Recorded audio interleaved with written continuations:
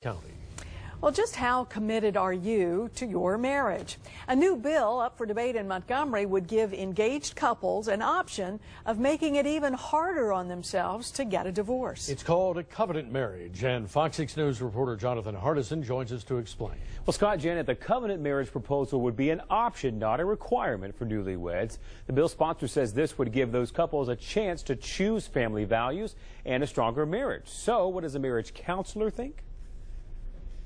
I think that it'd be great for couples not only to do premarital counseling, but that first year to stay with kind of a marriage support group. One of the biggest parts of the covenant marriage option would be a requirement to get premarital counseling before you can get your marriage license. Premarital counseling helps people, identify communication styles, difference in values. They can work out some problems before they become huge problems. They can work them out when they're much more dealable. The bill would also require people who choose covenant marriage to go through more counseling before they be able to get a divorce.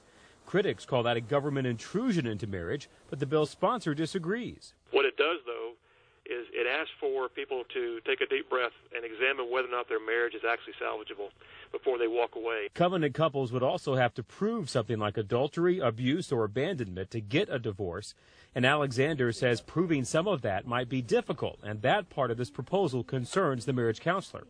And then there's the question of whether having this option could start more problems for engaged couples, where one partner wants the covenant, but the other doesn't. Of course, people, and that's another reason for premarital counseling or discussing these things ahead of time, is when people have different views on marriage and what kind of marriage to have if this becomes an option.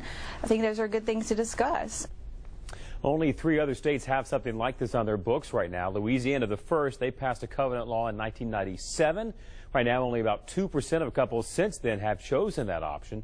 This proposal for Alabama is currently being considered by a Senate committee.